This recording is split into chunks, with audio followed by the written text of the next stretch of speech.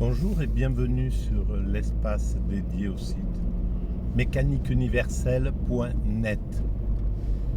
Le site qui essaie de démontrer que l'humanité évolue vers son ultime perfection. Cette ultime perfection, c'est une perfection spirituelle. Le plus haut, la montée vers le plus haut degré de la conscience, de l'état de conscience, de plénitude, le plus haut degré de l'esprit, en somme, qui se concrétise par l'extase, ce qu'on appelle l'extase. Alors l'extase, c'est un état de conscience bien particulier qui n'a rien à voir avec l'état de conscience ordinaire. Là, je suis dans mon état de conscience ordinaire. On est 99,99% du temps, les êtres humains, dans cet état de conscience ordinaire. De temps en temps, par accident, ou parce que certains cherchent à atteindre cet état d'extase, de nirvana, d'éveil, de samadhi, peu importe comment on appelle cet état transcendant, c'est des états qui sont, pour la plupart d'entre nous, brefs, même si ça peut arriver, comme par exemple ça m'est arrivé accidentellement au tout début de la mécanique universelle, donc de ma théorie, dans les années 2000. En fait, la théorie, je l'ai imaginée fin 1999, et à cheval entre 1999 et 2000. Et puis, au bout de quelques mois de travail, je suis tombé dans un état d'extase, sans savoir ce qui se passait, ni comprendre réellement ce qui m'arrivait. Et dans cet état, j'en ai pris conscience quand j'en suis sorti.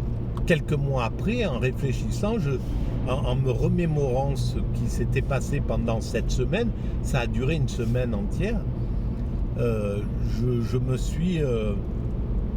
j'ai compris que j'avais été dans un état de conscience modifié, mais complètement différent de l'état de conscience ordinaire qu'on ressent dans la vie ordinaire. Et donc on va vers cet état-là. Alors,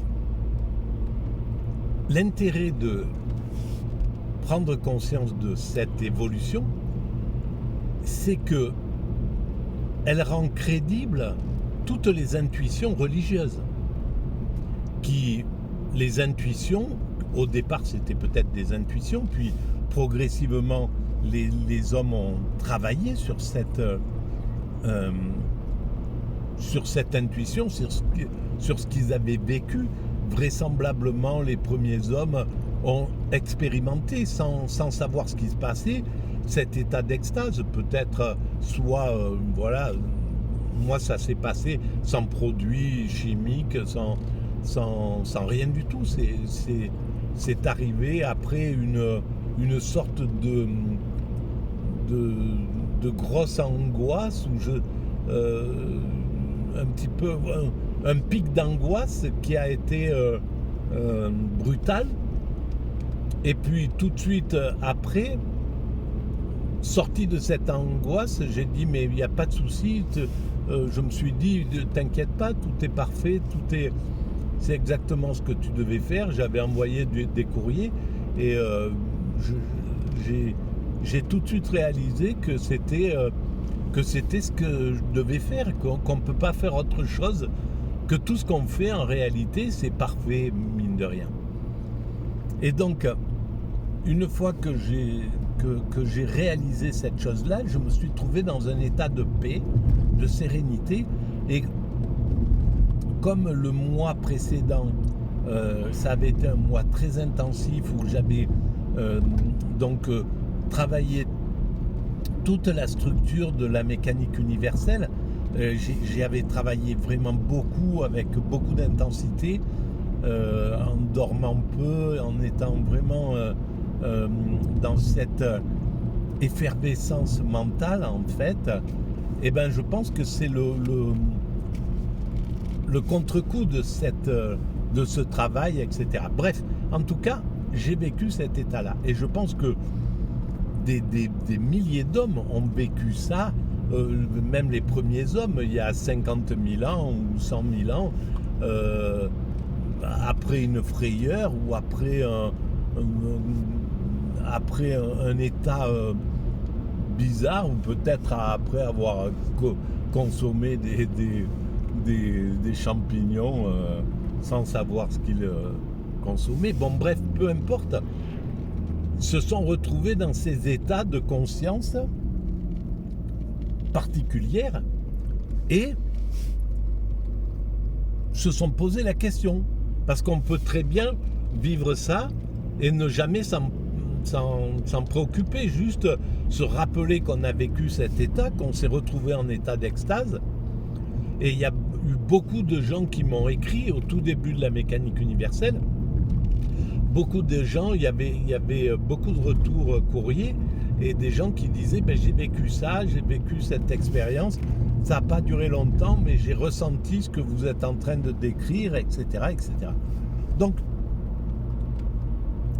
cette expérience, je pense qu'elle jalonne l'humanité depuis très longtemps, mais pas que l'humanité. Je pense que ça se retrouve, les animaux doivent ressentir ces mêmes états parfois, etc. Bon. Bref, c'est quelque chose qui a à faire avec le vivant. Et alors, l'intérêt de cet état, c'est de démontrer que les intuitions des spirituels, c'est pas de la gnognotte en somme. Et donc, ça peut accréditer l'idée qu'il y a un principe créateur, qu'il y a ce qu'on appelle le Dieu, le divin, quelque chose dont on ne peut pas imaginer ni la forme, ni rien du tout. Mais cette puissance créatrice, il y a plein de choses qui nous obligent à penser que c'est quand même qu'il y a quelque chose qui est à l'origine de cet univers. Par exemple, juste l'idée du temps.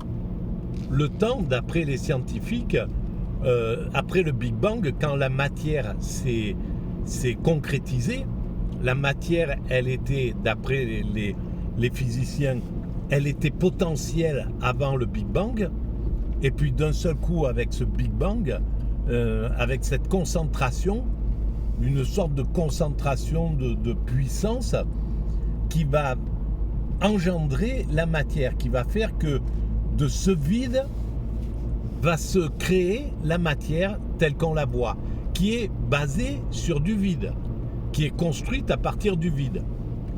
Et donc rien que ça, déjà, c'est hallucinant de pouvoir penser qu'un système a pu penser ce genre de création. C'est dingue. Et l'idée de créer du temps, que le temps qui vient plus tard, la création, donc l'univers commence à se répandre et à un certain moment le temps apparaît.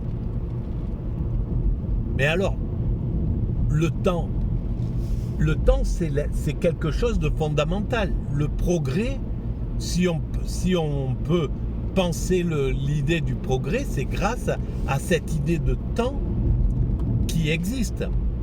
Parce que si le temps n'existait pas, on ne pourrait pas se poser la question du progrès. Alors que, quoi qu'il arrive, le temps, c'est une illusion aussi. Parce qu'on n'est jamais dans le temps, en réalité. On est toujours au présent. Là, je suis dans le présent absolu. Je suis uniquement là où je suis. Par contre, mon mon esprit peut penser qu'il y a un quart d'heure, j'étais ailleurs, j'étais chez moi. Et dans 30 minutes, je serai ailleurs. Donc, je suis dans ce temps. Mais en réalité, ce que je peux vivre, je sais que dans 30 minutes, je vais vivre autre chose.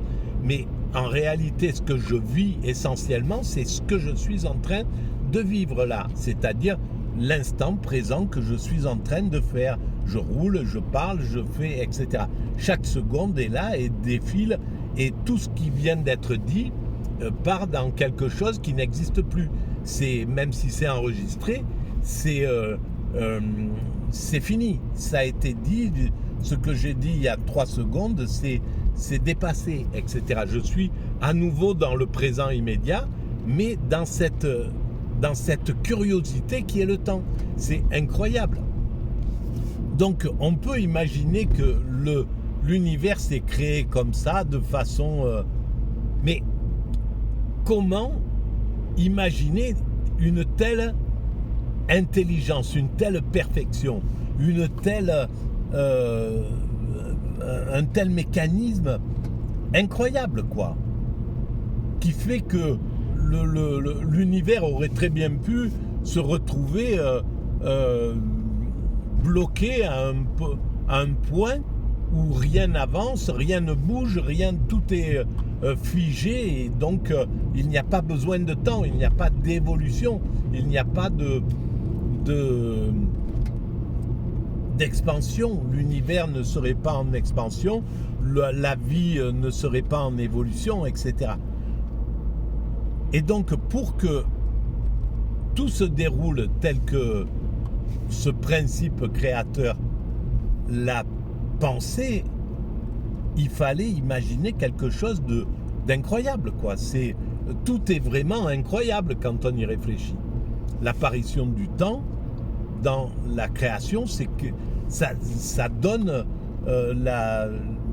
pour moi la certitude qu'il y a du divin, qu'il y a un principe créateur dont l'intelligence ou dont la pensée est hallucinante, quoi, de puissance. Le fait qu'il y ait la vie, donc que ce principe à l'origine de l'univers est créer un univers avec la potentialité qu'apparaisse la vie, donc c'était obligé que ce principe créateur sache que la vie apparaîtrait à un certain moment. C'est quelque chose de... Donc il voulait que la vie apparaisse. Et que cette vie soit mue par ce qu'on appelle l'amour, le désir, l'amour à son premier niveau, c'est le désir sexuel qui fait que les générations se évoluent, etc. Donc il y ait cette valeur qu'on appelle l'amour, mais qui c'est qu'un terme, hein. C'est en fait c'est très ouvert comme thème, et que cet amour-là, à son plus haut degré, c'est l'extase.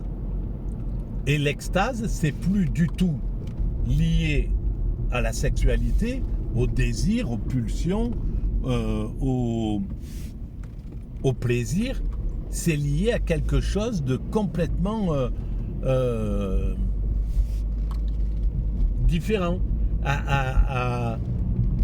L'amour, à ce moment-là, il est transcendé en totale spiritualité. C'est un amour absolu envers tout. Le désir a disparu. Dans l'état d'extase, il n'y a plus ce désir, il n'est plus là. On n'est plus qu'en contemplation, plus qu'en amour envers tout, quoi. Et comment ça se fait que ce principe créateur a décidé qu'il y ait cette chose-là? Voilà. Et une dernière chose qui montre que le principe créateur est à l'origine de tout, c'est que tout ce qui va se passer, par exemple, dans un quart d'heure, je vais arriver quelque part. Quoi qu'il arrive, même si je meurs là, si tombe un météore sur ma voiture, eh ben, je vivrai quelque chose dans un quart d'heure, et ou dans 10 minutes, ou dans même quelques minutes, peu importe. Mais cette chose-là sera écrite. Les gens que je vais croiser, je vais à l'hôpital. Les gens que je vais croiser à l'hôpital, là, ils sont en route pour arriver à l'hôpital, ils sont à l'hôpital, ils sont en train de descendre des étages ou de vaquer à leur truc. Quand je vais rentrer dans cet hôpital, les gens que je vais voir sont en route pour qu'on se rencontre. Quoi qu'il arrive, je ne peux pas, c'est déjà écrit en somme. Ces gens-là, ce qui va se passer, voilà, cette voiture qui traverse en face, eh ben, il est parti ce matin. Quoi qu'il arrive, on devait se croiser à ce moment-là. Il n'y a pas photo. Tout ce qui nous arrive ne peut pas ne pas arriver. On ne peut pas dire mais il aurait pu très bien passer par une autre route. Et non, en fait, puisque ce qui vient de se passer, je viens de croiser, je croise cette voiture, je viens de la croiser, quoi qu'il arrive, c'était écrit que je devais croiser cette voiture à ce moment-là. Voilà, c'est inévitable, quoi, en somme. Et lui, il est parti ce matin faire ses trucs. Il a fait comme moi, tout un tas de choses, rencontrer, passer des coups de fil. J'ai fait tout un tas de trucs ce matin. Mais ce qui fait que je suis parti à telle heure, que j'arrive à telle heure pour croiser telle voiture, cette voiture-là, à ce moment précis, eh ben, c'est tout le déroulement de mon existence qui a fait que je ne peux pas... c'est une obligation, quoi. Voilà. Donc tout ce qui arrive ne peut pas ne pas arriver. Et donc en gros, c'est écrit. C'est une obligation. Voilà. Là, aujourd'hui, dans les 10 minutes qui arrivent, en France, il va y avoir 100 accidents, 50 accidents, j'en sais rien, admettons, 50 accidents, 50 accrochages. Eh bien, les personnes sont parties ce matin sans savoir ce qu'il allait leur arriver, mais quoi qu'il arrive, ils étaient sur la route de cet accrochage. Et c'était inévitable. Voilà. Voilà l'idée. Et ça, c'est pareil. Ça dit que le principe à l'origine de l'univers est dans un état de conscience totale dont on ne peut même pas imaginer comment il fonctionne. Pourquoi ? Comment tout est organisé pour que tout soit... pour que tout se déroule de telle manière. Quel est le moteur qui fait que tout se passe comme ça doit se passer? Voilà. Donc je vais arrêter là pour cette vidéo. C'est un peu laborieux ces vidéos parce que je respire pas très bien et donc je suis mal oxygéné. Et donc je force beaucoup psychologiquement et même physiquement pour essayer d'être concentré. Et ça fait des vidéos qui sont pas très intéressantes, mais il y a peut-être quelques petites choses à retirer là-dedans. Voilà. Donc je vais quand même la mettre sur internet voilà. Mais bon, je m'excuse de la mauvaise qualité de ces vidéos-là. Voilà, donc je vous dis, donc si vous pensez que si vous trouvez que ces vidéos atypiques, si vous avez vu d'autres vidéos et parce qu'il y a des différentes qualités dans ces vidéos, si vous pensez que c'est assez intéressant pour être diffusé, que cette idée que l'humanité va vers son ultime perfection mérite d'être répandue et travaillée, vous pouvez mettre des pouces, des j'aime, vous pouvez vous abonner, vous pouvez envoyer le lien à vos amis et vous pouvez laisser des commentaires, j'y réponds systématiquement. des commentaires critiques, peu importe. Hein. Voilà. Bon, en tout cas, je vous remercie de votre écoute et de votre présence. Et je vous dis à très bientôt. Merci. Au revoir.